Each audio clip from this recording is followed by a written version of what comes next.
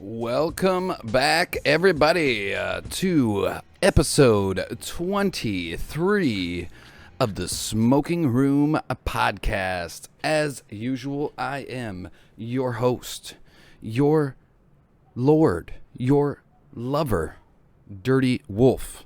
And today we are joined by a man with one of the most magnificent mustaches on Twitch, improv artist, rap superstar, all-star Gordon Ramsay level chef, and now IRL streamer. There's nothing this man can't do, chat.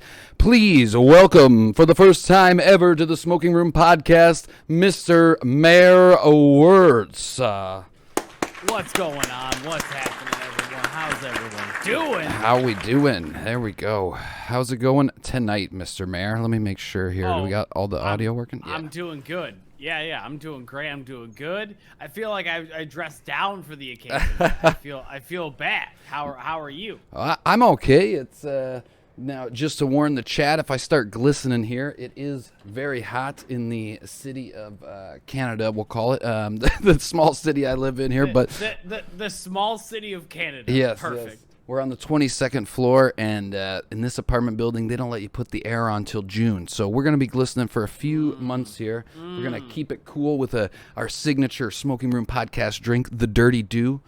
For anybody that wants to know, it's this much vodka and this much Mountain Dew. That's all you need. Just regular Mountain Dew? It looks blue. No, this is we go Baja Blaster voltage up in here. We're kicking it up to the big leagues. Okay. Mr. Mayor, welcome. It's a pleasure. We've been in the talks back and forth here for a while to get you on, and I've been hanging out in your chat, seeing what your content's all about, and I've been having a blast.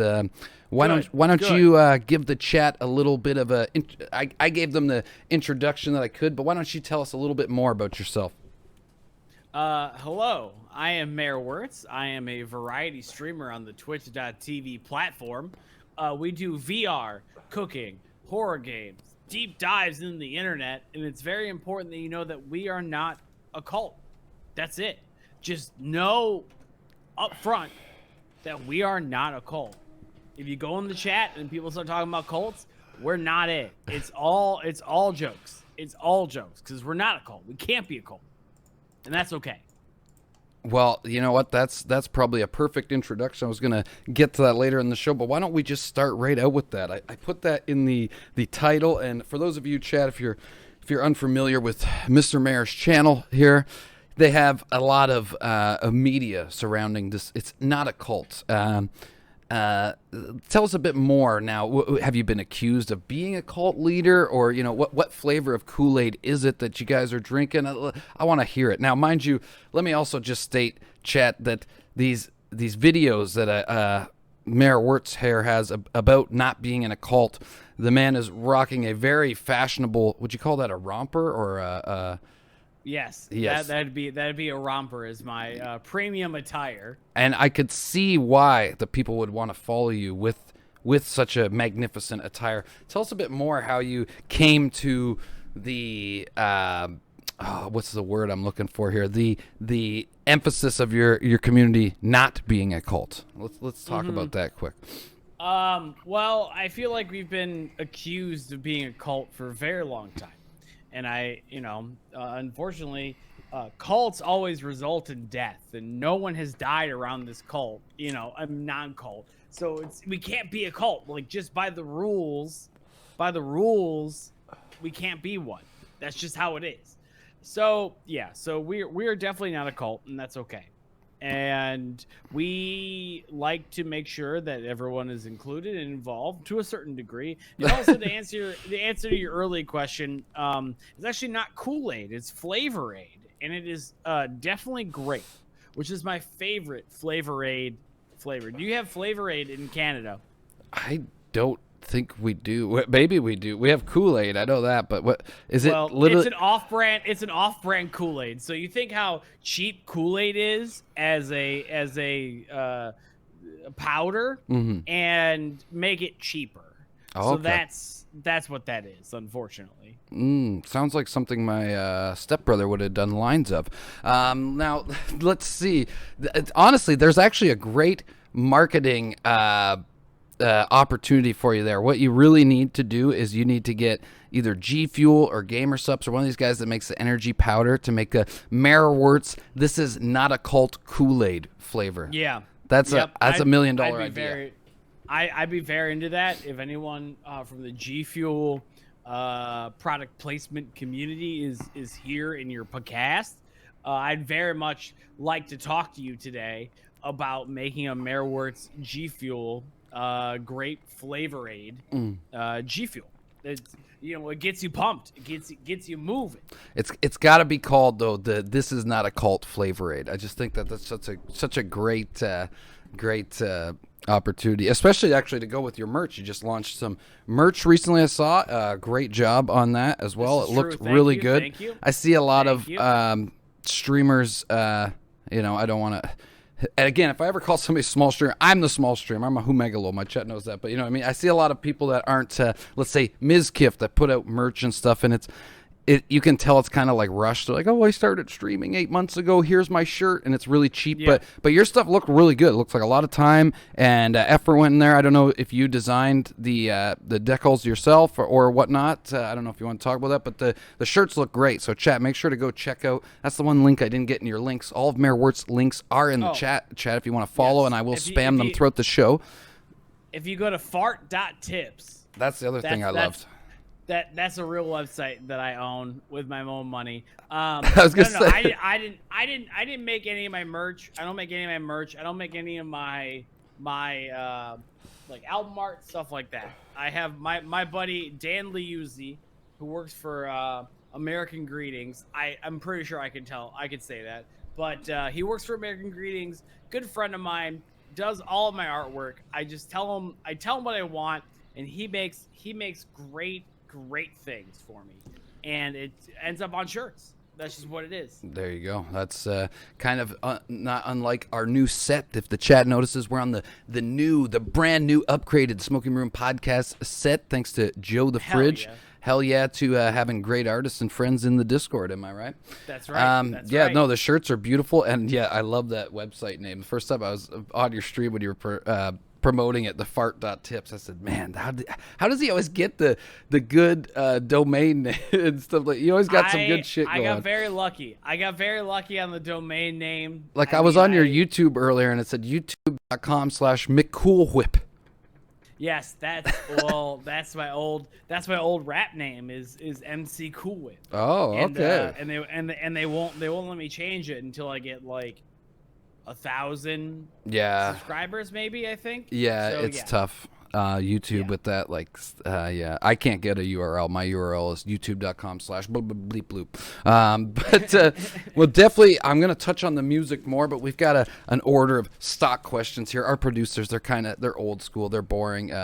She's one of them back there. Blame her if any of these questions suck. But we're gonna I want to here on this channel. I think what's up, Christoph 403, and also just to point out anybody new joining us for the podcast, welcome. I am DIRTYWOLF. If I do not answer your questions right away, we will get to them later when we're deep in the interview. I tend to ignore chat because you guys are peasants and you can wait.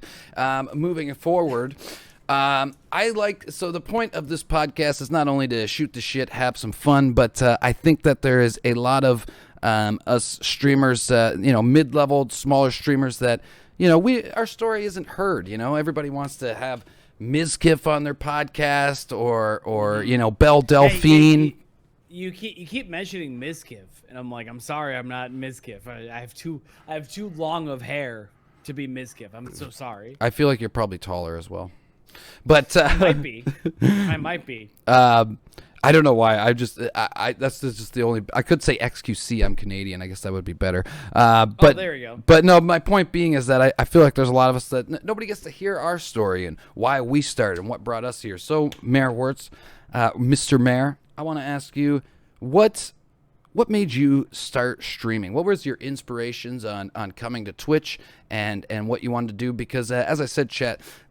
Mr. Mayor here, he's not like your boy DIRTYWOLF that just gets high and drunk and plays Final Fantasy and Zelda.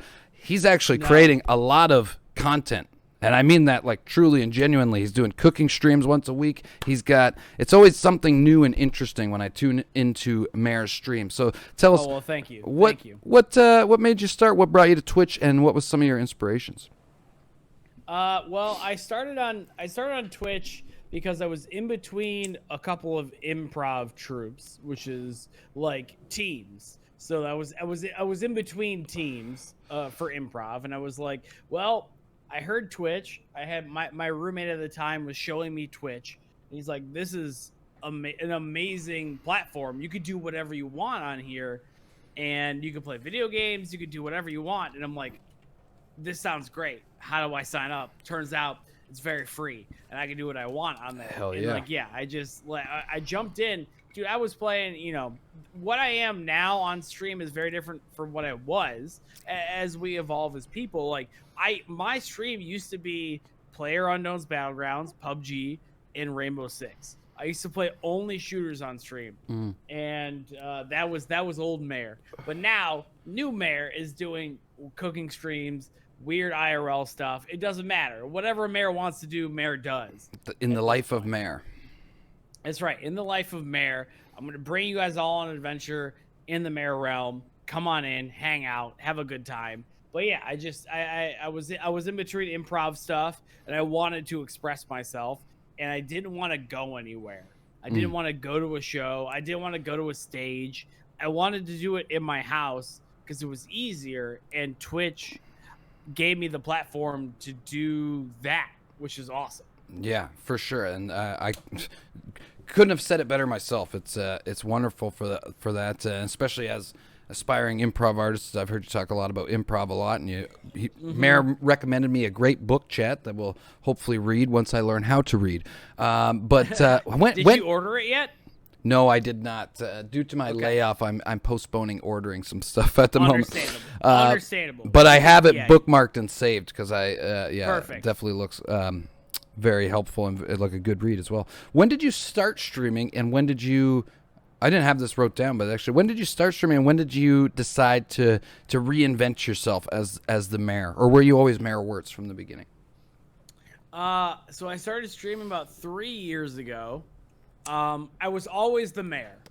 I was always like, that was a name that I used for my rap music, stuff like that. So that was already there, but I felt like 3 years ago is when I started streaming. I honestly, I would say about a year ago, I finally understood what I wanted to do with it, because it's such an interesting platform. Oh yeah, you can do whatever you want, but you have to know what you want to do when you're on stream. And I feel like that was something I was just kind of like messing around with for about 2 years, just meddling around, just hanging out, trying my best. But now things have happened. Yeah. And now we're doing weird streams half the time. Yeah. No, I can relate to that too. I was actually just talking about that on my stream recently, how I've been on just over a year now. We celebrated our 1 year in February. Thank you. And it took me a while too to gain that confidence. It's something that I always try to not live with too much regret, like, oh, I should have done that. But man, I wish I would have found this whole realm and world way sooner. I was always a YouTube frog for a long time, and that was my plan originally. I wasn't going to stream. I was just going to do YouTube content. Wait, what do you mean by YouTube frog? I just never watched Twitch. I just watched YouTube, like, religiously. Like, But you called yourself a frog. Yeah. What do you mean by frog? I don't know. That's just what they call it, I guess. I'm just trying to keep up with the kids, YouTube frog, Twitch frog. I don't know. Okay. But that's what, like, if you like on like the Trainwrecks podcast and Austin show and stuff like that, they'll always be like, "Oh, the YouTube frogs are here," and I guess I was one of them, because that's how I found a lot of streamers actually in the beginning. Was I'd see clips of them on YouTube and shit. Oh, this guy's funny. Oh, I can watch them while they're live. Oh, I can make fun of how bald he is while he's live. I love this. And ever since I got here, I was stuck. And it definitely took me months and months of experimenting, messing around, doing stupid shit, doing a lot of failed shit. We tried to do drunken, I don't know if you're a fan of Oh shit, my brain doesn't like to work sometimes here. The old guy from you ever watch Man on the Moon with Jim Carrey? Soul Unscripted Yes. donated So $20. what's that guy's name again? Go Andy. get the book. Oh, Soul, thank Yeah, you for that Andy, 20. Andy. Yeah. So I tried to do an Andy bombing routine, a drunken bombing routine. Oh God. And it worked in the bombing aspect, but that's about Yeah. it. Well. Yeah. That makes sense. But that's the dope part about Twitch is that you can mess around like that and people still are there and to support you and come back. So, but yeah, finding confidence definitely takes some time. So yeah, it's awesome sure. though to see you doing what you're doing. Like I said, it's I think it's super cool. Like it's a different thing every week. You got the cooking streams every Sunday. I'm always in there. It's great when I'm hungover. Chat, if you're hungover on Sundays, go check out the cooking streams here at Mayor Wertz. Thanks again, Yeah, Soul, you're for gonna- that 20. You're gonna get hungry, but that's par for the course. Oh, actually, Soul donated $20 and says, "Go get that book." Thank you, Soul. You the man. Hell yeah, get that book, but also pay your bills. Yes. But yeah, so actually, to continue off of that too, do you have like a favorite streamer / YouTuber content creator that was like a big inspiration for you, or even just your favorite guy to watch or something like that? Because we're here on Twitch, or female, sorry, not just guy, but yeah, your favorite no, content I get it, creator I get it. in general. Well, I will say that someone who I very much adore and who does not get enough love in my perspective is there's a YouTuber.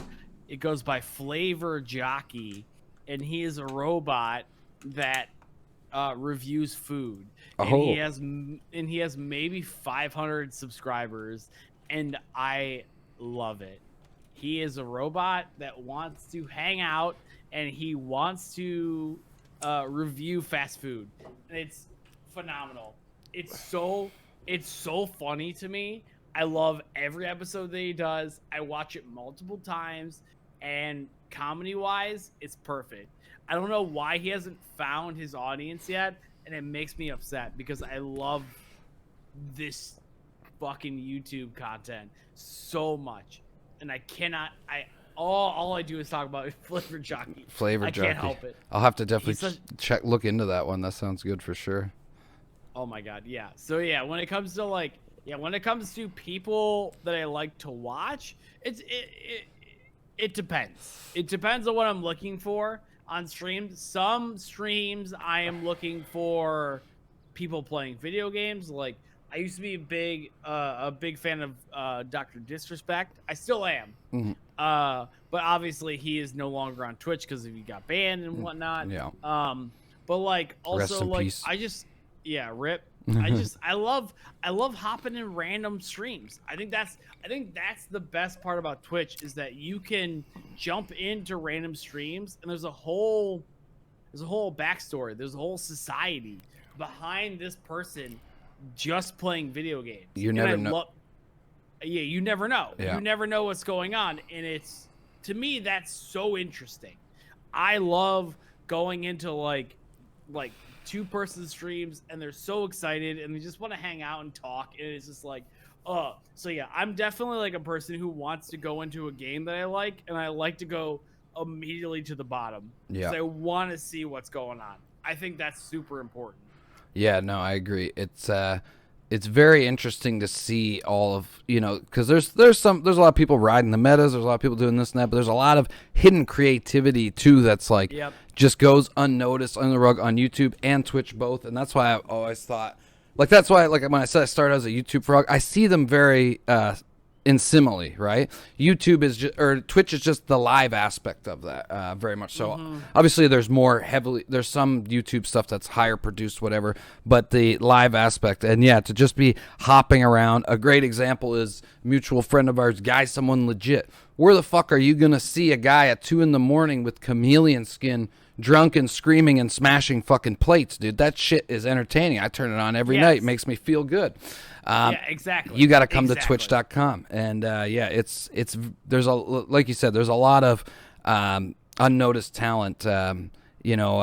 That's the whole point of this show here, to try and we find people that I find are like-minded and talented, and do my small part to get their name out there as well. So there you go. Yeah, guy is it's so much fun to watch. It's so I wish he didn't stream as late as he does. As a person who he's living like a rock star life right now. Every night I go in there. yeah. It's so, oh my God, guy, someone legit does so he does so well, and I cannot talk more highly of that individual. It's such a good concept. He fucking crushes it. Like, oh wait, can we cuss on this? Oh yeah, fuck yeah. All right, cool. I'll throw some cusses in when I want to. But he does such a good job. Just like he does well with his concept, and he really he just crushes it. Yeah. And I'm very proud of him and what he does. Mm-hmm. Yeah, no, it's that's why I have some friends that still, and a lot of people in my community too just came to Twitch because of me, right? And now they're finding out and seeing all these different guys. Like, there's a whole new world out here, and not even just the creators. Depending on what creator and what chat you're in, you can meet a lot of cool people in the chat. Like, I've had a lot of people come and carry over to my chat just from typing in other people's chat and talking and shit, right? It's very cool. It's a whole different thing. But thanks, Accenture One. Appreciate all the nice words again, guys. If I missed some of your comments, I'm reading them all. I just I'm in the zone here. But thank you guys for the love. Hope you guys are enjoying the show. It's honestly great. Which kind of is a good segue into a section I like to call the good, the bad, and the ugly, because Twitch is so unique, and it's I guess just unique. There's no other way to put it. I always like to ask creators on here, in your experience, like you said, you've been on here 3 years now. I'd like to hear a little bit of what's one of the coolest, most memorable moments that you've had on stream or in another person's stream. And then if you want to discuss it, one of the worst or weirdest moments, or both, worst and weird, whatever, right? Mm-hmm. The good, the bad, and the ugly. But yeah, one of the most sublime moments, and then some of your most cringe, if you will. I think probably one of my greatest moments on Twitch is when I do the charity streams. I think that's super important, and we're raising money for a good cause. We did 2 years ago, we did a thing called Scare-a-thon, which is, I think, happening in a couple months. But basically, you get a block of time and you play scary games for St. Jude's Hospital, and it's such a good charity to be involved in. And during that time, people were donating money, and I was just per donation, I would take a bite out of an onion or a lemon, and I gotta tell you, I could not taste anything for 3 days. That's all I could taste was an onion or a lemon. It was terrible. But it was such a time, because you're raising money for a good cause and to help children, and that's to be in that position to be able to help an individual in need is wonderful, in my opinion. Yeah, so, no, that's a great cause, man, for sure. Yeah. The bad would be most of the streams that I did in the last couple of years, because we've had fun and all that stuff, but it was there's a lot of it's a lot about finding yourself and understanding what you want to do. And I feel like a lot of the bad stuff, I used to have streams that would be one person, and that one person would be me. Yeah. On a second screen. That's just life, baby. You gotta understand, you gotta be entertaining. You gotta what is so interesting about you that's going to make that person stop and say oh, I want to be involved in this. Yeah. It's a whole thing. So my bad thing, but also at the same time was, when I say bad, it was a learning experience. I'm learning how the platform works. I'm learning what I like to stream. Okay, so I don't play basically any shooters on stream anymore. I love shooters. Shooters are my favorite thing that I play when I'm not streaming. But I'm not going to stream it because it's not interesting. It's not interesting to watch, in my opinion. And my my community will let me know that it's not interesting. Yeah. So the good, the bad, the ugly. I mean, I've had a bunch of technical difficulties. I mean, that's part of the ugliness, is it not? Like, going down halfway through stream, having your internet go down, having your electricity go down. Like, it's all. During my Scarathon stream, I got attacked by Spectrum, which is our internet provider, saying that I was illegally downloading movies. So it's like, and they took down everything. They were just like, they were taking down left and right during the stream. I was like, oh no, this is not. I'm literally raising money for children right now. Like, can you wait 2 minutes? Please let me do this. Yeah, that's the worst when you're getting internet issues. Or we know all about tech issues here. My chat will say it, like even Christoph just says, yeah, at Dirty Wolf, not interesting, but they like the show. What's up, Ace of Spades? Yeah, I've definitely had to move away from certain games that I like to play. We still have, my chat kind of knows there's certain days where, and I let them know, like, this isn't like a big content day. We're just chilling out playing a game. So if you guys want to come hang out kind of deal. Where Saturdays we try to do a bit more of a show, have, well, actually what I do is I invite good creators like yourself so I can just leech off and you can give me the good content. But there we go. I try my best. I try my best to help others. There we go. That's what I'm doing. You want, okay, yeah, I'll give another link here. I got all the links right here. Chat, I posted them earlier. I'm going to post them again and again, but at the end. Post them. There is all the links for Mr. Wertz and for his new single we're going to get to here very shortly. Actually, why don't we get right into that, actually, the good, the bad, and the ugly. Call. It's your show. No, yeah, let's go. Because Christoph had a question earlier, and I didn't want to miss it because he goes, I have questions. How is your music so good? Where did you learn to play? And why does Klomp have a red velvet tracksuit?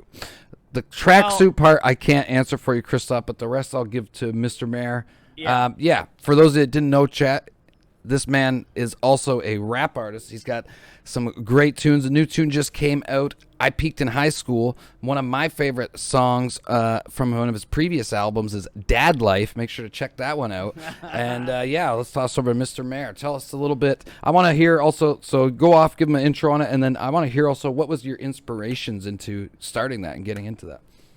Yeah. First off, I saw the tracksuit in the Discord, and it looks nice. That's my real life brother. Is it? I don't know if I should admit that. No, I'm just kidding. Your brother kicks ass. That tracksuit is next level. Like, I'm a little jealous. I don't think he's here right now, but he'll love that you said that. I'll tell him. Nope, cut it. Don't just cut it from the podcast. Don't even. If he's not here, don't give him the compliment. Well, the only reason I'm letting him off the hook tonight is because he's eating dinner with our grandmother. So, I mean, he's taking the bullet. Well, not really a bullet. Okay. It's a grandma bullet. He's taking the cookie. I understand. I love. Okay. Give us an intro into your music and what inspired you. Yeah. And also, sorry, I'm just gonna leave the floor to you here for a minute. It's like 3 questions in one. I want to know how you got your sound, because I when I tried to describe it to chat a couple days ago, the best way I could describe it was like almost like a modern day Weird Al rapper. Mm-hmm. You know what I mean? So how did you come to that sound? What were your inspirations? And yeah, all that. Let us know. Okay, so the questions were how I started, what I'm doing, and how I got my sound, correct? Mm-hmm. Okay, how I started, I've been making rap music since, 2008, off and on. I used to be under the moniker MC Cool Whip, which was not a good name for copyright reasons. We ran into some copyright issues, not with that name, but with I used to do this series on YouTube called Kyle Reads 50 Shades of Grey, and where I was reading passages from that book. And I like that. You like what? That idea. Oh, it's a good concept. Yeah. I'm in front of a fireplace. I'm reading the book. I'm in a robe and a dickie. Like, it's a whole thing. So The people who put out 50 Shades of Grey, the publisher, was very upset with me. They did not like what I was doing, and they started doing copyright strikes on all of my videos. So I thought, you know what? If they can do that on just a video, they can probably do that on my name, so I need to change the name. And I thought it would be a good call to make a rap name that had some kind of presence, that had some kind of authority. And I was like, well, think of like a Dr. Dre. Like, hey, he is a doctor, but I can't pull that off. I'm not smart enough for that. So, like, what if I just peel it back a little bit, move back a little bit, and I'm like, hey, guess what? I could be a mayor. There's literally stories of dogs in the United States that are mayors of their town. And I'm like, cool. I could be a mayor, and no one would fight me on that. So then I became Mayor Wertz, and we started doing that kind of stuff. How I got my sound, years and years of practice and years of terrible material. That's just how it is. Yeah. Like you can't come. No one came out the gate great. No. That's the bottom line. No one came out swinging hard. I did terrible music for a very long time. Over the last couple of years, I feel like I've done pretty good, in my opinion. I like where I'm at. Not everyone likes what I'm doing, because comedy is hard. Comedy is difficult. Comedy is hard to sell, as well as the fact that I am a white individual doing rap music, which is another problem in its own right, which is fine, which is something that I deal with a lot. But I will say I don't disrespect the art, because I feel like rap music is one of the best storytelling devices that we have in our society besides television and film. But rap music is so accessible to other people where they can tell stories without a visual medium, which is amazing and wild and phenomenal in my opinion. So yeah. I think so I got my sound by doing live shows. Yeah. By trying things out, because as a comedian, it's like stand-up, where in order to get your chops, you have to do live material. You have to do it live, and you're usually gonna bomb the first couple times. Exactly. And there has been several shows I've done in my whole entire existence where I have been terrible. It's not been good. It's been a while since that's happened, because I've learned from that process and we've moved on from that. But yeah, it's just trying and not quitting, because I know what I'm doing is funny, but I don't know how to portray that humor. So it's going to take a little while. Yeah. It's going to take a little bit of time to hone and construct that humor. I mean, I could probably bring out multiple people who have been to my first couple shows. They're just like, this is garbage. What are you doing? Like, this is not okay. But like over time it develops, because you understand that you get a funny bone in a sense, where you're trying to you're trying to develop your skill. And it's also building up that confidence, and especially like doing it like live and on stage, right? Like a live show. I could just imagine the pressure, because it's a whole different ball game once you get up there and you see everybody. You're like, oh shit, people are here. I actually have to be funny right now. I actually have to do good. Exactly. I've done many live shows where I'm just like, what am I doing here? Like, what is happening? But like, but it's different from doing a live show on stage and doing a live show on Twitch, because I can do dumb transitions. I could play dumb videos. I could go on YouTube. Like, there's so many distractions that you could do on Twitch that will make you be like, well, as you said earlier, like, oh, this is like a scuff podcast. It's like they accept that. Yeah. Like, that's a thing they accept. And like, that's okay. But a live show, no one's gonna be okay with spending $10 or $12 and be like, oh, this is so funny because it's scuffed. Yeah, it's exactly. Like, no, that doesn't. No, I'm gonna leave. Like that's what it is. They're expecting a professional. Exactly. They're expecting a professional. They're expecting someone who knows the craft. And like, when I first started, I was not a person that knew the craft.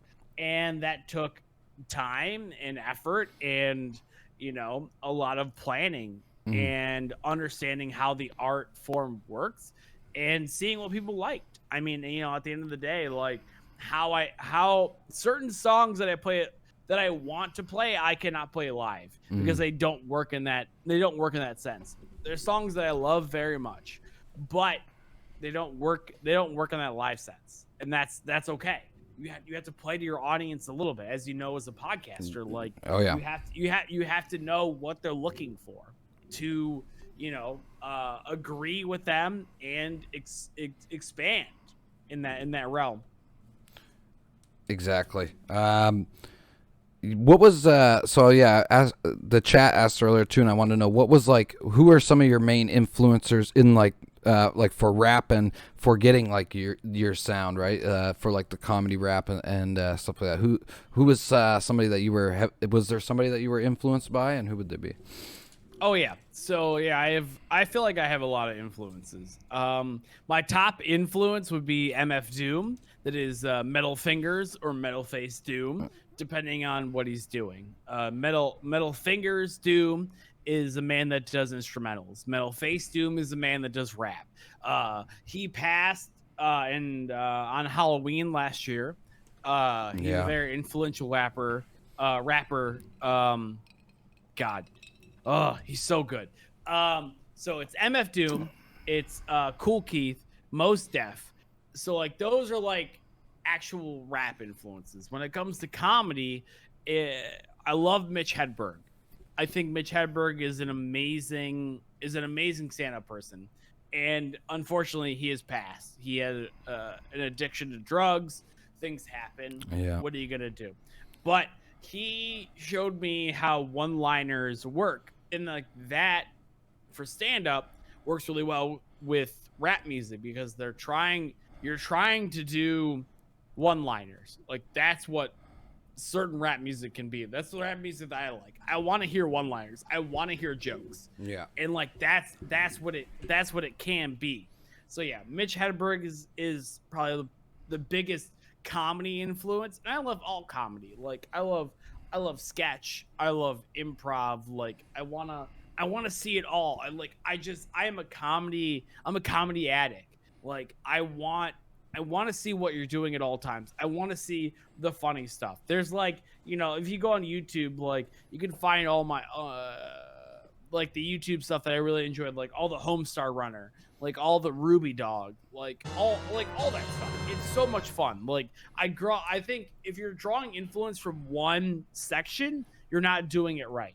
You should be drawing influences from literally. And to be honest, like I draw influence from walking outside and looking at trees. Yeah. Because they're beautiful and they do their own thing. Like it's so yeah. You should be finding influence anywhere you can. Welcome, Raiders. Welcome to the Smoking Room Podcast. Welcome. You guys want to spam Mayor Wertz's links again? We're just going over Mayor Wertz's influences in his rap music. And I agree with you there. Yeah, you got to even in something that is like when it comes to like music and stuff like that, you got to listen to stuff that you wouldn't even normally listen to sometimes. Go out your zone and try to gain some influence there because you never know what is going to help you like in the long run, right? Until you do it and try it. And it gives you your edge at that point because you have something that other person doesn't have in that regard. I mean, like I have comedy music influences. You got your Stephen Lynch, you got your Lonely Island, you got your Little Dicky. All people that I really respect and enjoy. But I want to hear MF Doom rap because he's such a good storyteller. And I feel like a lot of that comedy stuff isn't good at storytelling. And I want to be that good. Yeah. And it's going to take time. Like I feel like when you're doing craft, like when you're doing Twitch streaming and podcasting, like it takes time. it's a developmental skill that you need to do over time. Rinse, you always repeat. need to be doing this. Yeah, rinse, repeat. Yeah, you Kinda rinse, like repeat, but you also learn. Yeah. Like that's what they always say rinse and repeat, but they never tell you the third step, which I feel like is like learning from the rinse and repeating. Like if you do the same thing over and over again, like that's fine. But like if you're not learning from the experience, it doesn't matter. Yeah, it doesn't matter at all. To get the inner nerd out in me, as Master Yoda would say, the best lessons come from failure, and you only fail by trying and doing it, even when you're not so confident to do it. As I said in Mayor's chat earlier, we were talking about something similar. I said it's like cooking blind. You're fucking around with different ingredients. You don't really know what's in there till you taste it, and sometimes it's going to come out really shitty, but you're going to learn along the way, to get it better. Thanks for all the follows and the raids, guys. Appreciate it. Make sure also go follow iButchering. Thank you for the raid. And guys, make sure to be checking out Mayor Wertz's music on Spotify, Bandcamp, and SoundCloud. Links are being posted in the chat. Baby. So what... Now I'd like to go to the future of Mr. Mayor. What can you tell us about the future? You got anything big that you can let us in on? Tell us about coming up for the future of Mayor Wertz, the channel, the music, the legend. Well, I will say for the Twitch channel, we are going to be working on an improv game show. We are about 90. We'll call it 92% done with it. We're on the precipice of this improv game show. That's the one thing. I love game shows. Yes. They're so exciting for me. I love them. Whose Line Is Anyway is a big inspiration for this. I love Drew Carey being a boy from Cleveland. Like it's such a big deal in my opinion. Drew Carey show is legend. Drew Carey's only the boomers know. That's right. Yeah, I feel like an old person being like, the Drew Carey show was great. Everyone's like, so what are you talking good, about? dude. Drew Carey so show. Good. It's great. It's a phenomenal program. So and Whose Line Is Anyways is amazing as well. So I remember growing up with that shit.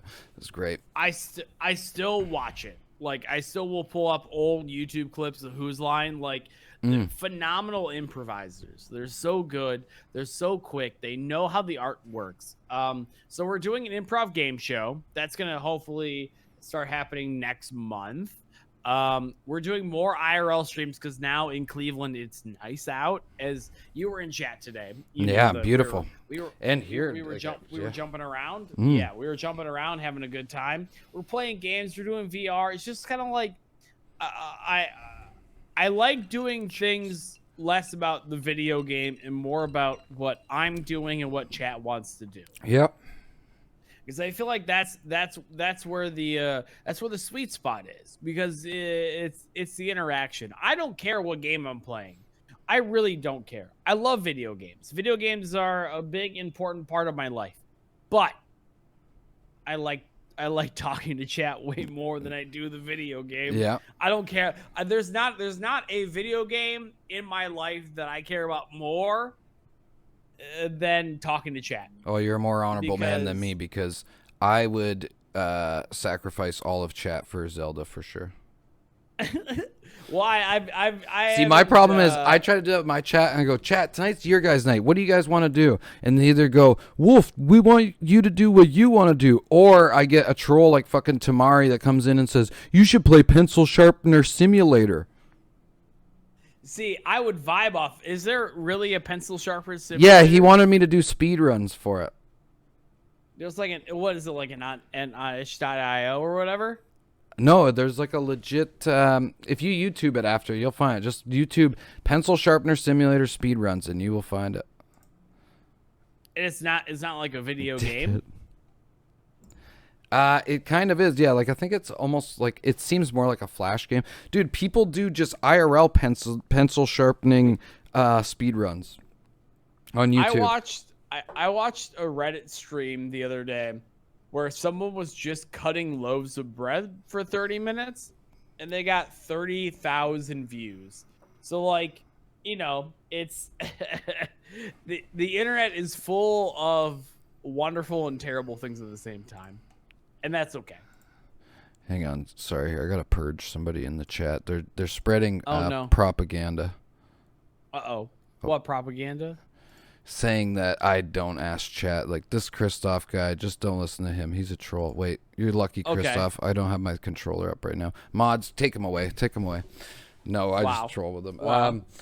Yeah, no, that's dope. I can't wait to see the game show. I love game shows. I want to get some more experience on some Twitch game shows. We were on one. I bombed and failed terribly, kind of to add to our previous conversation with your, the first time you go live and stuff like that. It's not live, but Wait, what kind of game show did you do?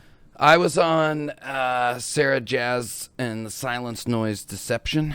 It was a couple weeks back with Guy and a few other members of the AAA community. But it was just my first time being on, like a bigger show, bigger cast like that. And I just kind of was quiet and in the background and just, yeah. But It happens. You only get better by doing more, right? So that's we're definitely looking to do more. And I've been also writing our own game show for the channel here. It's going to be a little bit different. I'll be role-playing as the world's greatest / worst game show host to ever live. And, Perfect. But we got the tie for it, so you're fine. Exactly. And the haircut. But now, Mr. Mayor, we're going to take it back a notch. A lot of these questions I didn't actually write. So, I mean, most of them actually Christoph 403 wrote, believe it or not. All right. I'll well, answer actually, any no. questions. Some of the good ones I wrote. Let's be clear on that.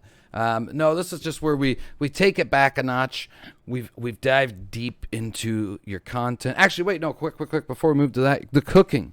What I want to know what was your inspiration to start doing the cooking streams, and also I might add, props to you because you do a good job of every week having something quite different and quite unique. Like I'll be honest, I was gonna start doing some cooking streams too, but I was a chef for a while, but I'm just like too lazy to go. Like you come up with like some cool. I also don't really eat vegans, like a lot of just vegan shit. I'm a carnivore man, just mowing meat all the time, so like it's boring. But you come up with some unique ideas every week. It's something new, and I'm surprised. So talk a little bit about that first, and then we'll get to the juicy bits.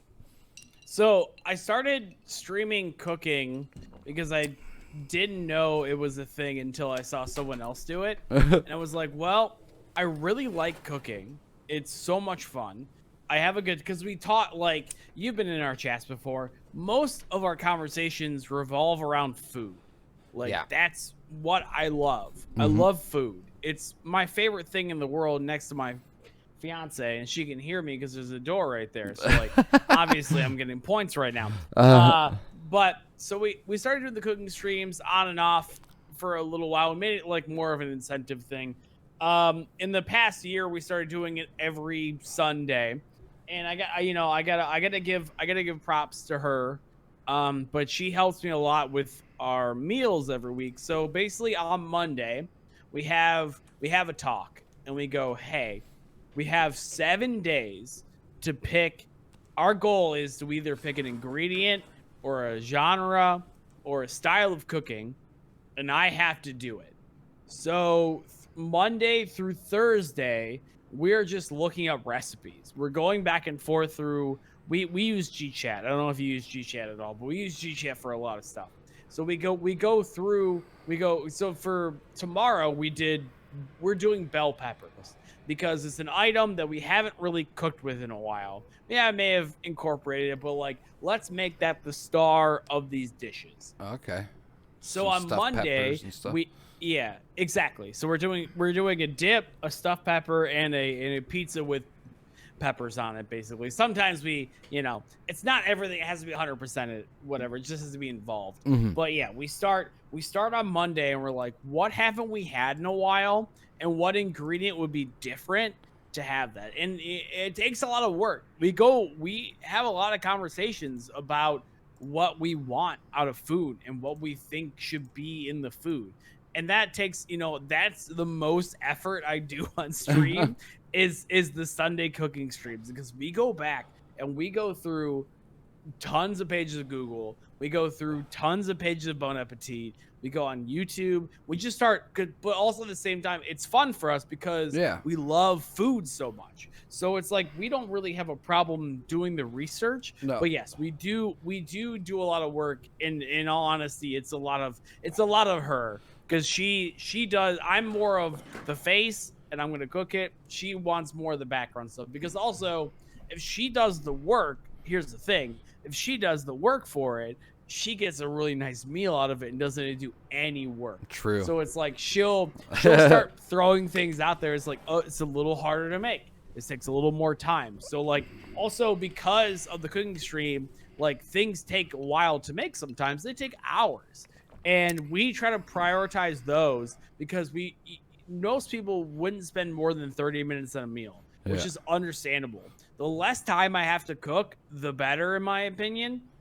But on stream, it's a show. Yeah, you're interacting with chat. You've got like distractions, so it's not as like mundane as just like you in the kitchen by yourself cooking for 4 hours. Exactly. So you said you were a chef previously, correct? Not. I was like a chef's apprentice. I don't. I like to over exaggerate myself. So you're like a sous chef then, correct? Is it the terminology for that? No. Like when you're an apprentice, like sous chef, when you're a sous chef, you're a chef. It's just that's the position underneath the chef. So you have a head chef, Gotcha. and then you have your sous chefs, which are underneath. Mm-hmm. But I worked in restaurants for 12 years. Okay, that was my next question. Is how long did you do that? That's awesome. Yeah, I feel like that's a good skill to have, though. Christoph says I can cook chicken fingers. Suck my fucking dick, Christoph. He knows he's full of shit. You just put them in the oven. Yeah, it's not hard. Deep fryer's better. Come on, though. You got to get them fried tendies. But also like I don't want to bust out a deep fryer all the time. That's true. I try to avoid using I don't hear either. My Dutch oven. Like literally, I have burns. You can't tell by the quality of the video, but I still have burns from my last Korean cooking stream because we were deep frying basically chicken fingers. And I burned myself with it. So yeah, it's not something I want to deal with all the time. But I give you credit because I never did cooking stuff until I left my house, like until I left my parents' house. And I never worked I worked at a movie theater and I worked at McDonald's, so I don't consider them food industry jobs. I consider them to be mindless jobs. But they're not real. I never worked at a real restaurant before. So I give you a lot of credit for doing that because it's something I feel like I wouldn't be good at. It sucks. Does it? Well, it depends. It depends. I just have the city where I live. It's not. I haven't had the greatest experiences. It's okay. You have your ups and downs. You learn a lot. You meet a lot of great people for sure. But the restaurant industry, cooks in particular, I would say, are a seriously underpaid profession. You know what I mean? For sure. I think it's a great job when you're young, like, you know what I mean, 17 to 24, something like that. You'll learn a lot from it. You'll build a lot of character from it, sweating and bleeding on the line on a Friday night. But it's very tough to keep going once you hit a certain age, unless you're insecure as like the top guy at a place, or you own the place, and especially now with COVID and everything, it's just such a hard, like my heart's to a lot of the chefs and guys out there right now, because they're out of work and they're hurting for sure with all this going on. Yeah, it's just it's tough. But it like I said, I don't regret it. I learned a lot, and you have your fun times for sure. That's awesome. But no, it's great. Yeah, like I said, make sure to check it out because they're always doing something interesting, always something different. The themes are cool. For Easter, you had carrot theme. You made carrot cake. What was it? Carrot. We did carrot cake. We did carrot pancakes. And then we did a carrot salad at the end. So also sometimes because we were a little rushed last week, so we looked up this recipe and was like, oh, it's like a carrot thing with like a Thai peanut sauce, and we're like, cool. I love Thai food. I love carrots. Let's do it. So, but we also, Ashley and I, my fiance, we did not read the entire the entire thing. Turns out it was just like a dumb carrot salad, but it was okay. I mean, it was fine, but it just made us laugh. We worked so hard, and we're just gonna let's phone this one in. Let's phone this last this last recipe in. We got family stuff we gotta do, and then it ended up being just like a cold peanut salad. It was still good. I still ate the whole thing. It was great. Yeah. But it was just kind of like, man, this is not. It happens. You want to make when you're live on stream. You want to make a spectacle. You want to like do something fun. Yeah. You want to do something interesting. So it's like, man, I just cut carrots down and then I put like a sauce over it. I was like, oh shit. But also that was our fault because we didn't read the rest of the recipe. Yeah. At a certain point we're like, cool, this sounds great. This sounds Thai. This sounds. I got it. Simple enough. Yeah. Because also at the same time, like I purposely cook a lot of things on stream that I normally would not cook. Because I want to learn. And I think that's interesting. And also because it's twofold. So if I make a new dish that I really like, that means that I cooked a dish live on stream and I kicked ass. But if I fail, it's hilarious. So it's like either way I'm winning. Yeah. It just depends on what side of the coin I'm winning on. But yeah, that was just one we didn't read.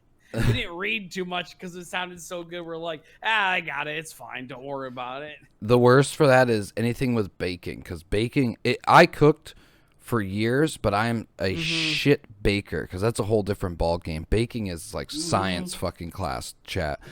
Do not think, I worked the grill for 10 years. I could bake. It's not the same fucking thing, dude. I've fucked a lot of baking stuff up. It's cooking is an art. Baking is a science. Yeah, that's definitely the best way I to have put failed most of my science classes in high school and college, so I don't do well. Although I did make a carrot cake loaf last week, and it turned out really good. We're still eating it right now, slowly but surely. But yeah, the baking thing is when we look at our the recipes that we have, like I always try to include a baking aspect of it because I'm not good at it. Yeah. And I want to get better. So it's like, well, if I'm streaming every Sunday, I might might as as well well make this worth my time and learn a little bit about the baking experience. Yep. Well, and that's one of the cool things about streaming, right? Baking, or we got another guy in the community who does Duolingo on stream, like learning Spanish, so you can learning things with chat. That's great. I got another guy who he learns guitar riffs, like chat can redeem points for him to learn a song, and even though he's learning it, that's why I says like chat can learn it with you right now, right? Everyone pull out your guitars, let's go. So that's what's really cool about Twitch. You can learn, and people can learn from your cooking streams while you're cooking something. They go, hey, I'm gonna make that tonight. That looks bomb as fuck. Exactly. So it's that's really cool. I'm not a professional cook. Like I'm a home cook. I've never been on a line. I've worked at McDonald's and a movie theater, and I promise it's not as hard as everyone thinks it is. No. Like it just like that's like our big theme around this cooking stream. It's like, yeah, we do extravagant things once in a while. We do crazy stuff, but like at the end of the day, the fundamentals are still there. And I promise it's not as bad. Like we have a microwave in our home. We never use it for a reason. Yeah, it's the Chef Mike. It's the Applebee's chef. I never want to use it. Like it's not good. And I want to show people that like, man, it is because okay. So when I first moved out, all I could make in a pan was hot dogs and grilled cheese sandwiches. That's it. But you have to want to learn to do those things to evolve and get better. And as you can probably hear right now, like when I first started dating my fiance, like that's all I could cook for was grilled cheese. So I wanted to do better and I wanted to evolve. So I started learning how to make other dishes. Like you have to want to learn it to evolve, in my opinion. You can't just be told things. No. Because it's not going to retain. But like you want like the two things I always want to learn about is cooking and like film.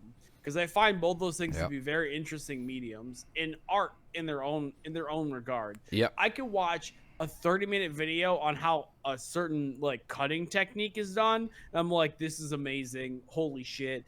And like now I learned how to cut a tomato better. Yep. And I'm like, this impacts me so much. Oh, there's so many I little. love that stuff. And that's one of the things. Like I said, from working in the restaurants, that's dope because I learned so many little things like that even just at home help you out like so much more. How to properly cut an onion quick and dice onions properly. How to cut tomatoes. How to just cut anything in general without cutting yourself.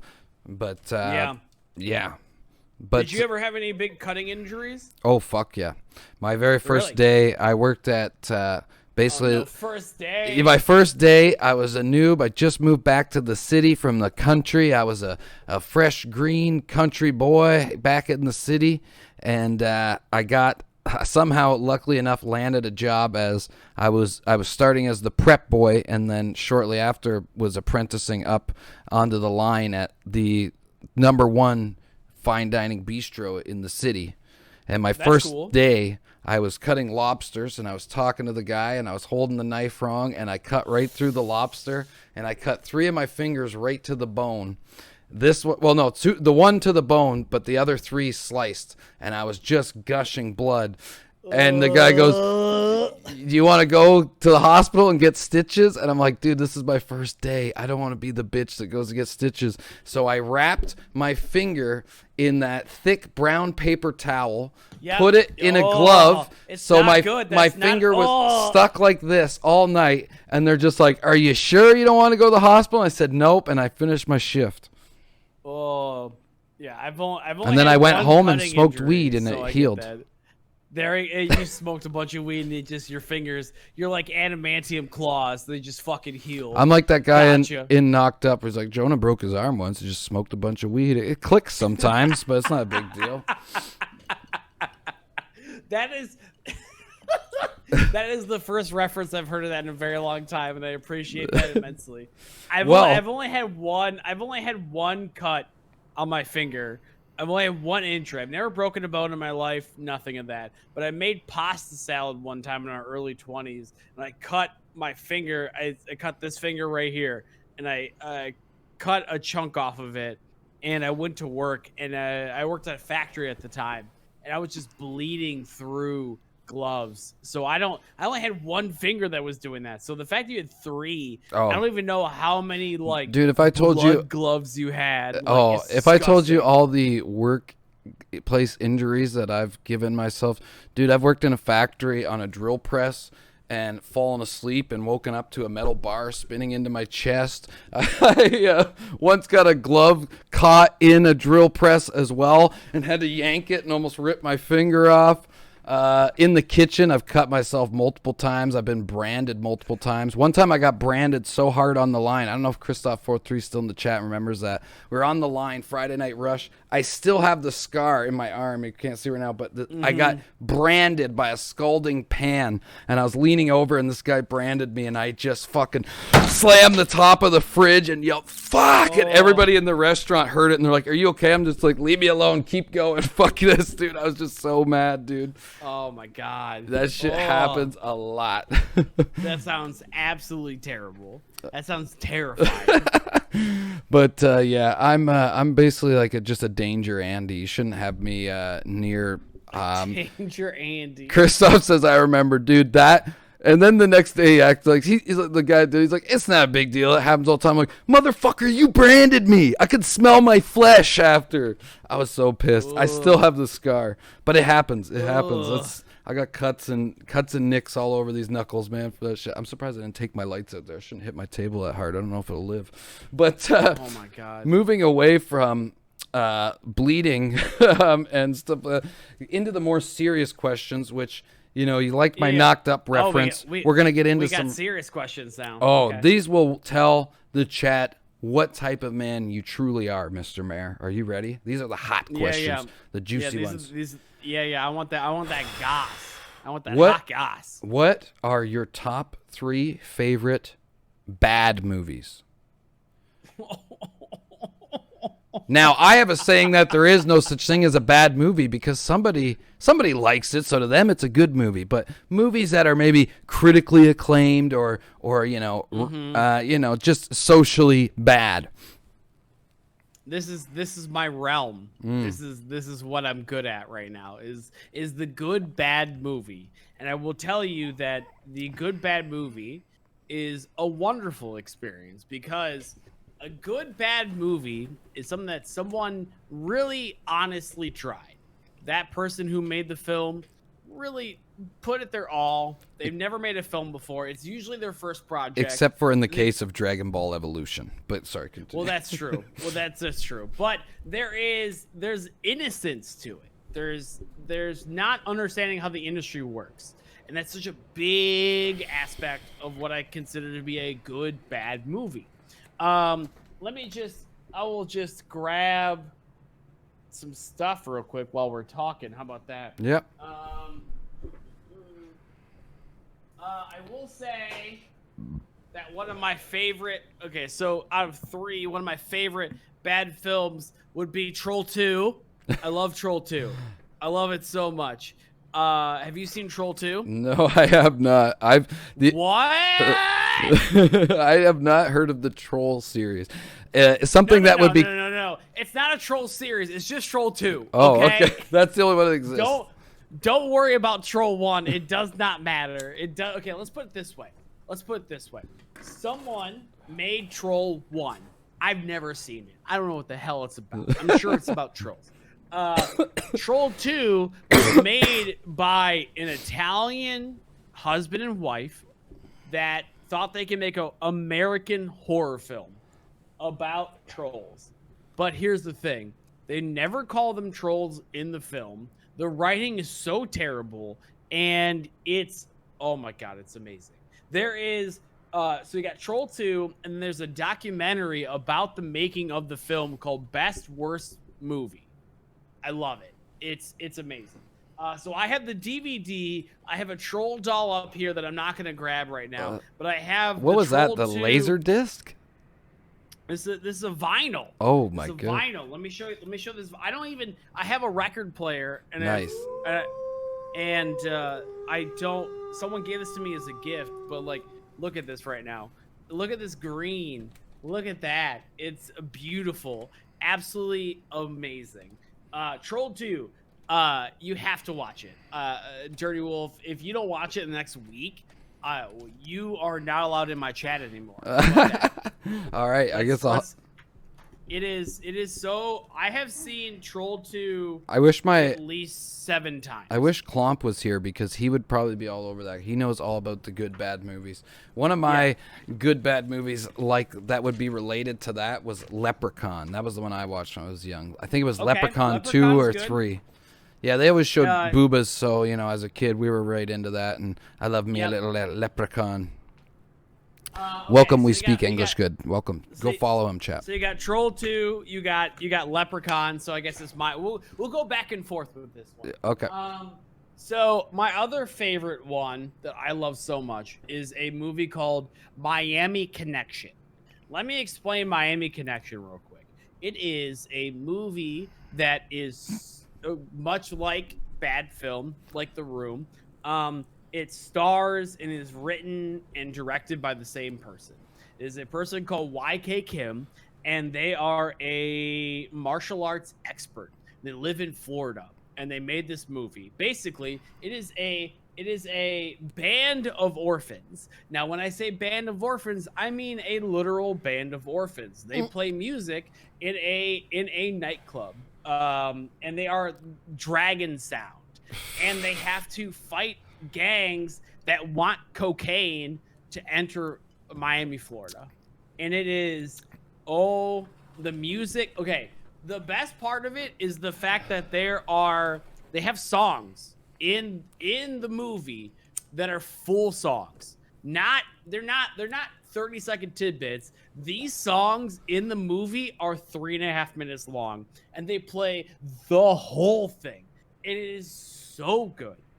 I've seen Miami Connection like 10 12 times.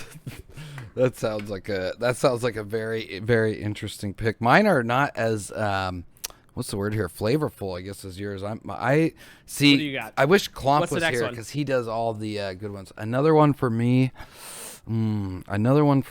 would be movie everybody hates that I like. That's a lot of movies, to be honest. Warcraft. Okay, I've only seen about 10 minutes of Warcraft. So I guess it fits in for you there as a bad movie. Yeah, I haven't rewatched it recently because I don't want to spoil the memory, but once in a while, I know everyone hates the CG shit. Don't get me wrong, I miss practical effects and stuff too, especially in the case of Ninja Turtles. We won't get into that abomination. I want my green turtle suits with vanilla ice. You know what I'm saying? Go ninja, go ninja, go. But in the case of Warcraft, and also there's an actor. This actor gets shafted left and right. Nobody knows he's a good actor anymore. He was great in the film Rock and Rolla, in my opinion. I think his name's Toby. Rock and Rolla is a good film. So Johnny Wad in that movie. I believe his name is Toby Kibble or Toby Kemmel. I don't know, but he was the orc, so nobody even knows he was in the movie of Warcraft. Yeah, and he's been in a few other movies, but he gets just shafted. He was Doctor Doom in the Fan Four shtick, the terrible Fantastic Four.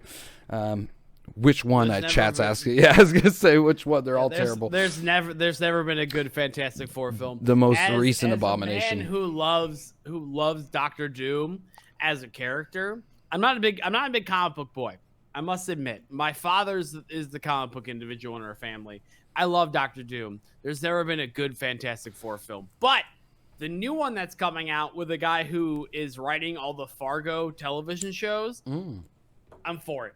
That's fine. Have you seen the Fargo television I've only series? seen 1 or 2 episodes. I've watched a lot, but I know like my brother and a lot of people in the community love it. So I do got to give it a watch. I'm just like, I'm so behind on so much new stuff. Recently, I've been like catching up a bit. But I'm so bad for just like, I rewatch shit over and over again. I'm that guy that still rewatches all the Austin Powers very yearly, which I was going to get into. That Wertz is Mr. Mayor is blushing because he knows I check everybody's Twitter, and let's interject in the topic here. I talk a lot about Austin Powers on Twitter. Mr. Mayor, there was a Twitter post. There was a lot of hype behind the Schneider Cut chat, and on Twitter they asked, "What movie would you like to see the Schneider Cut of?" And Mr. Mayor responded with Austin Powers Gold Member. And I gotta say, I'm here for it. I love all of the Austin Powers. I love them. I love these films, and I'm only on Twitter talking about Austin Powers because my fiance no longer wants to hear about my love of Austin Powers. So I go to Twitter to talk about Austin Powers so someone would fucking listen to me. Oh, I love it. I love it. It's great. No, for me, I guess the last one would be, chat, what did I say last time? How's about new? That's right, demoed. Shit. I'll let you go. Is it Quatsa 666? RLM does a Breath of the Wild on Miami Connection. No, that's okay. So okay, hold on. So that's Red Letter Media, Best of the Worst. Oh. Yes. Wait, how do you pronounce their name? Quatsa? Quatsa. See, I don't know. I know him IRL, and I still don't know how to say his Twitch name. Okay. So, hey, dickhead. What are you talking about? No. Quotza's right, because Quotza did Red Letter Media did a Best of the Worst of Miami Connection, and they actually have the poster on their wall for Red Letter Media talking about YouTube stuff. Do you follow Red Letter Media at all? A little bit. A lot of my community does more, so they tell me about it every day, and then I just listen to them. I love RLM. I could show you a Miami Connection shirt right now. I'd have to go dig it out, but I have a Dragon Sound shirt that I got for my birthday one of these years. But Quotza is a very big fan of the Bad movie. Him and my brother especially will get together and watch just the work. I feel like Miami Connection is actually one I was there while they were watching. They love Miami Connection is so good. I have it on. I believe I have it on DVD. If I don't, I feel really bad. But I would say my third bad movie, by the way, is something that's recent that's come to my table. Would be Governor Gabby. That's a GABBI. It's on YouTube, but I don't. It's. Oh, I can't even describe it. Watch Governor Gabby. It's in the Birdemic realm, which I don't know if you've seen Birdemic Shock and Terror. No. But oh my God, think of Birdemic Shock and Terror. Think of the birds. Have you seen the birds? No. Okay, so do you know how birds can be scary? Yeah. Yeah. So put them in a film that's like a Hitchcock thing or whatever. Okay. So actually, wait, I think I did see the birds or something like that. It was they pluck their eyes out and stuff like that. So think of that, how scary that can be, and make them CGI birds that only fly up and down and is Crispin Glover in Birds, or is that rats or something like that? I think that's rats. I don't think Crispin Glover's in that, but yeah, definitely Birdemic. And then your buddy's talking about Neil Breen. Yeah, there we go. Yeah, that's what I said. These guys love. I love Neil Breen movies. They were like in the front lines waiting for like the Room movie. They're like, oh, they're remaking it, or they're doing a documentary on The Room. I'm like, what the fuck is that? Yeah. Oh my God, have you not seen The Room yet? No, I have watched that one now, right? Because it was like such a big thing and fucking. I watched was gonna leave this podcast. I was gonna excuse myself. Oh hi, Mark. Oh hi, Mark. Okay, he's so good and so awkward. Can I plug something real quick? Yeah, go for it. Because we're doing plugs. So I have only on my Bandcamp, because of copyright reasons, I have an album called the Midnight Movie EP that covers 3 movies. It covers The Room, Miami Connection, and Troll 2. They're all rap songs about those movies. I just put it in your chat. Thank you for allowing me to link that. Yeah, no worries. Link whatever you want, man. You're the guest. Yeah, so I try my best. But yeah, I don't get to talk about bad movies very often. And like that's such a personal place for me, and a big part of my heart is bad film. Because I love I figured when I saw this is a question I actually asked all the guests, but I figured you would like it when I saw the Gold Member thing, because I love Gold Member, but there's a lot of people out there that will try and tell you it's a bad movie. But those people are wrong, and they're dickheads. Thanks. Yes. Twitch Prime, thank you. But for the next part of that, since we're on Twitch and we love games, and as we said, what would your top 3 favorite bad games be? Oh, man. Ooh. Well, if I'm looking at my Steam library, I'll start it off. Start it off. Star Wars Battlefront 2. Even though it doesn't count because it's actually a good game, chat. Fuck you. But they always try and tell me it's bad. I have 5,000 hours in Battlefront 2. You have 5,000 hours in that game? All right, that's more about you than the video game at that point. Yeah. Oh boy. I would probably. Oh geez. I mean, does PUBG count? Because it's always been a broken shit show. It is a broken shit show, but it was also a game that made a lot of people's careers, so I don't think we can count that. Okay, that's understandable. Battlefront 2 we can count because it had a lot of controversy at launch. Yeah, it did, because it had something about the loot boxes, but every Call of Duty and every other game had them. But they, but that's a whole nother rant I could get on. We won't even get on that topic.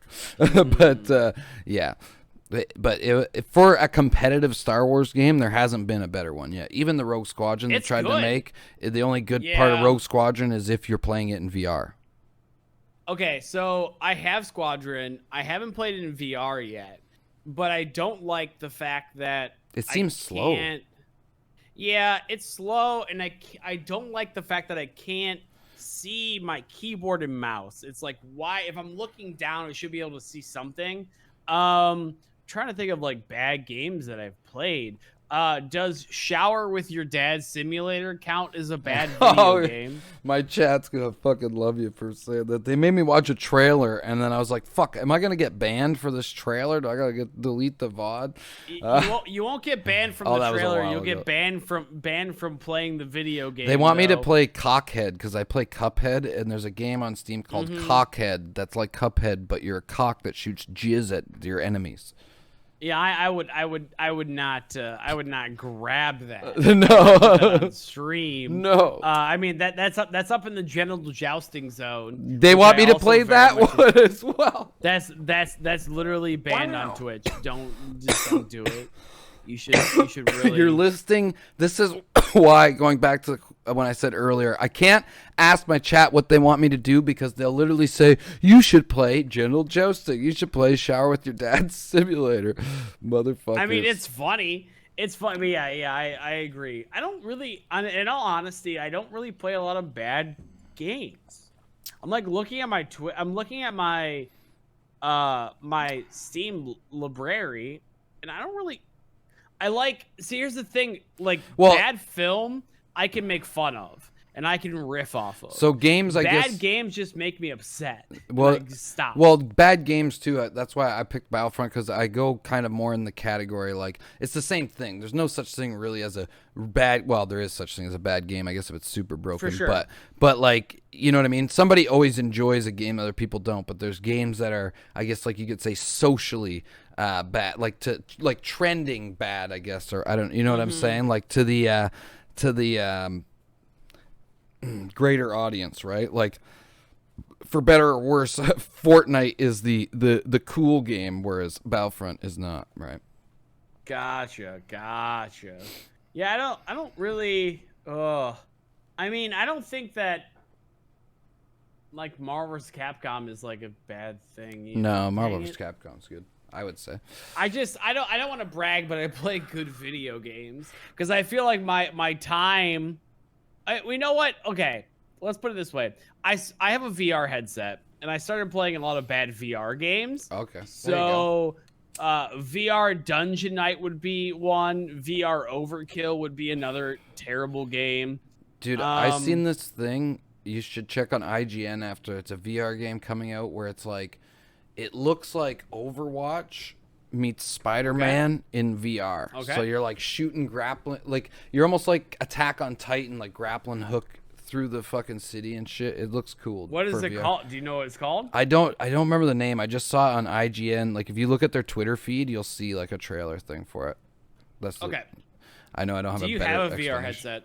No, that's something I do want to get because that's what, like, I got a PS5 and it's cool and all, but honestly, the next gen of gaming, in my opinion, is VR. I think there's a lot of companies that are scared of VR and are scared of experimenting, but when more people do and start, they up the functions of it, they make it more available, for one, because like the best one from my knowledge you can get is like the Index, and unless you're a fucking big streamer, have fun getting it right within a year or something, unless you want to pay scalpers. But as soon as companies are more willing to experiment and fail along the way, but then succeed in the end, as we talked about earlier, then, you know what I mean? Then we're going to start seeing some really crazy shit. And they already have, like the Resident Evil games, for instance. Like, I haven't played them, but my chat, they played them in VR, and they just said, like, it's fucking crazy. And the little bit of stuff that I have experienced in VR was really cool. And that's why once COVID's settled down, I can't wait. Like, I hope it's still even open, but we literally have a place in our city, I haven't been there yet, where it's a whole like VR arcade, and they have a whole holodeck room for like 12v12 fucking matches and shit like that. Like, that's cool. It's insane, like technology that they got going on. So I think that's the future, is like VR and AR too. Like, people don't understand. Like we said in the background, people chirp me, there you go, there's my number one game that some people say is bad, but again, you guys are wrong. Pokemon Go. Dude, Pokemon Go has done so much for the gaming industry behind the scenes. People don't understand, for AR and tracking and shit like that. It's fucking crazy, dude. And we're going to start seeing a lot of crazy shit in the next 10 years, I think. With that new Microsoft announced that, I forget what it's called. They got some crazy fucking VR AR thing for just like real life shit now. I forget what they call it now, but we were watching on a stream. I was like, what the fuck? Like, dude, they had a monkey playing fucking Pong yesterday, okay? Like, the future is nuts. That's amazing. Did you see that? No. Dude, after stream, it's through Elon Musk's brain link. They had a monkey playing Pong versus himself in a VR reality. Like, it's fucking nuts. Jesus. It's Planet of the Apes shit, dude. It's Caesar. And I like Pokemon Go. I played, well, here's the thing, like, in Cleveland, it gets very cold when it's cold. So it's like, same here. I haven't played in like, no, it's 4 or 5 months. I used to start my day going on a walk and playing Pokemon Go and drinking coffee. So before I had to start my shift at work. So I think those games are amazing. Yeah. I unfortunately I do turn off all the AR stuff, but that's more so about battery life than anything else at the end of the day. I do. But I used to run gyms around my neighborhood. Yeah. So I'm like, I'm here every day. Well, the cool thing about it now is like I turn the AR off for catching, but they have it where you can like bring out your Pokemon like somewhere. So like we got a big bull statue, so I put the Toro. You know what I mean? You can just take for photography wise, they got a lot of cool shit you can do now for sure. That's awesome. But yeah, no, the monkey brain link thing is fucking crazy. Yeah, I'm definitely going to look that up. So moving on, who's your favorite hot tub streamer? Oh, it's going to be me. Oh, nice. You got the hot tub stream coming in? I'm gonna be working on it sooner or later. Oh. It's gonna have to happen. I feel like those. I know there's a lot of controversy around that right now, and I gotta say, like, sucks to suck. You guys should do better. I don't know what to tell you. Like, I think that's amazing. Good for them. I'm actually a little bummed because I really like the Uncle Joe show. Yeah, it's one of my favorite programming bits. And back in the day, they used to get suspended for doing hot tub streams. Yeah. No longer are they getting banned for that, but it's like I think that's it just more shows what the evolving of it. I think that's more what a lot of people are kind of pissed about is just the inconsistencies on Twitch. But let's not even get into that because we could talk about that for fucking 10 days. The inconsistencies, but. Yeah, I don't have anything against it. I like to like joke around about it like that. Who's your favorite hot tub streamer? But I mean, I would easily say Amaranth, but but not even because of her hot tub streams, because I think she's actually just fucking funny. I think she gets it. I think she understands the meta, dude. Like it's low key. She's actually one of the hardest working creators on the whole platform because she runs like good for her. So many different like. Alternate shit, right? Like she has like 3 YouTubes, fucking bunch of shit. Jesus. Yeah. So, but no, I think, hey, get it while the money's good. But the only thing is, once they introduce this new way of Twitch ads, which is going to be very much so a replica of how YouTube does it, that's when certain people will run into trouble because they just won't get ad revenue anymore. Yep. I will probably be one of those people, chat. So make sure to Twitch Prime today. There we go. Drop that Twitch Prime, baby. Get that in right now. But okay, so next, okay, here we go. Okay. This one's from Christoph 403. Would you rather have cock-sized nipples or a nipple-sized cock? Cock-sized nipples, because I can tape them down. My man. Oh, see, I said the same thing, but I'd want to get them hard before I walked around, just to weird people out. Especially during COVID, Yeah. people are gonna keep that 6 feet distance if you've got big titty hard-on nipples. Well, here's the thing though, like it becomes distracting, but it also ruins the fabric of your shirts. This is true. So You'd it's have like- to buy a whole new attire.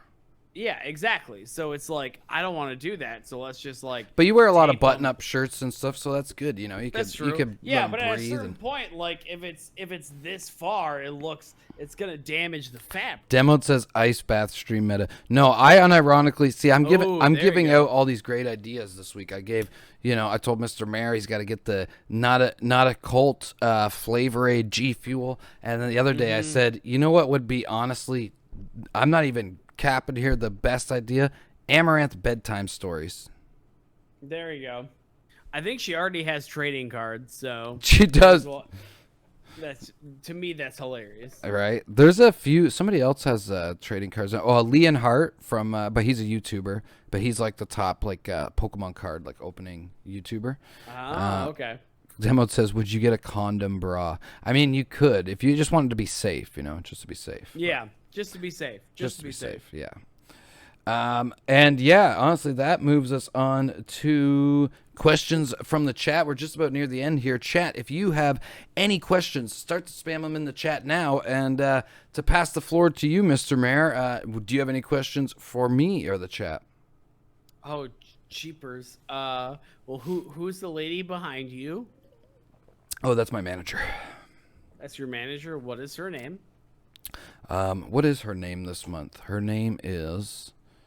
This month? Actually, it's Soul, because he just gave a $20 tip. So her name is Soul Unscripted. Shout out Soul Unscripted in the Unscripted podcast. So this is the donor doll. Whoever, see, I have a shameless e-girl side too. Whoever is the top donor of the month gets their name on the doll. So sometimes her name is Clomp93. Christoph403 claimed the rank one day. And Soul, I think because we're, pretty, it's like I think it's Soul this month. So, yeah, that's her name. I like it. Or his name for this month. Well, what do you plan on doing for your content in the future? Oh, you're doing the podcast. Well, getting more. Getting better guests. Yeah, well, not better. You've been a great guest so far. Just getting more guests that are funnier than me, so that I can use them for content. Probably find a couple more boring games to play when I'm hungover during the week, and just a lot of Battlefront 2. Oh yeah, definitely Battlefront 2. No, I actually never stream Battlefront 2. That's my guilty pleasure off-stream game. Lately we've been doing Final Fantasy VII Remake, which has actually been fun. So probably more Zelda, and well, actually definitely more Zelda because the Skyward Sword comes out. So that was actually not a joke, chat. Get ready. I know. Can I ask a question about Final Fantasy VII? Yeah. Okay, it's my first playthrough. Have you beaten it? Okay, it's your first playthrough. Did you get to the gym yet? The gym where you do squats? You do like a bunch of like you get like a bunch of QuickTime games or whatever. I did like in Market, what's it called? Wall Market? Maybe. I don't know. I don't play the game. But there's this QuickTime event where you're doing pull-ups. Oh. And I didn't do that. I did squats. Okay, so there's a pull-up game, and my fiance is really into these games, and she plays a bunch, and she made me play the pull-up game because she couldn't beat it, and I could not beat it. So I was gonna ask if you have beaten this pull-up game. If it's similar, it's so easy. Yeah, if it's similar to the squatting one, I aced the squatting one, but it took me a couple tries. I didn't get it at first because the shit all like disappears, right? Like you're doing the sequence and that disappears off the screen, so it fucks with your brain. But if you just keep tapping in relatively close to order, and like I have some tempo because I used to like fuck with some like instruments and shit, so. Yeah, once I like actually just figured out like because I didn't even know you could keep pushing it. I thought when it disappeared you're supposed to stop. That's why it fucked with my head. But no, my chat, half my chat really loves the dance sequence that happens after that. So they've made me replay it multiple times. So we get hammered. Bunch of perverts. Yeah, Coomers. That's a Coomer game, hardcore. Oh, for sure. But I mean, I'm here for it. We're Coomers.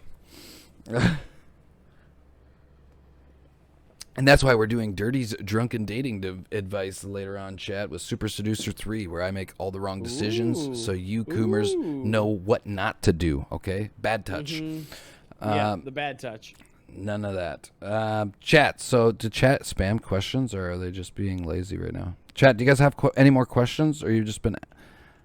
They spam them during the show, and then at the end they pucker up. It's like, No, it isn't Super Seducers. What? But yeah, other than that, unless Chad has any more, I think we can let you go there, Mr. Mayor. It's been a great show so far. I want to thank you so much for coming on. The mods are spamming all of the links in the chat. Everybody chat, clap, and hearts for Mr. Mayor in the chat for coming on to the Smoking Room podcast. We appreciate it. It was a blast. Chat, click all those links. Had a great time. Follow everything, and make sure to go check out his music because it's hilarious and it bumps. Don't be a coward. Do it. Christoph's question is, I'm not sure anyone has answered about Klomp's red velvet tracksuit. He got it for his birthday because it was his birthday. It's a nice. There we go. Claps and hearts, guys. Good job. I saw it. But yeah, honestly, man, thank you so much for coming on. Like I said, Thank you for having me. yeah, more than welcome. We do return visits if you ever want to come on, and maybe me, you, and Guy should have an improv night one night. That could be fun. Boom. I'm into that. If we could schedule that out, I'd be very, very interested in that. For sure. Well, who can do the best Austin Powers Gold member impressions? It might be you. It might be you smoking a pancake. So yeah, well, I can smoke. I love pancakes and I love smoking. This is the Smoking Room podcast. So hell yeah. Hell yeah. Again, man, thank you so much for coming on. Everybody, click those links. And, yeah, man, make sure to go follow. You'll see me in his chat, especially tomorrow when I'm hungover watching the cooking stream. What are you cooking up tomorrow, Mr. Mayor? We're cooking up bell peppers tomorrow. There you go. Bell peppers chat. You want to see some stuffed peppers, pepper dip, and I think he said a pepper pizza earlier. Hey, Make sure you're there. Good time. And, yeah, thank you so much for coming. And we'll catch you in the next one. I'll see you soon, buddy. Have a good one. Thank you. Peace.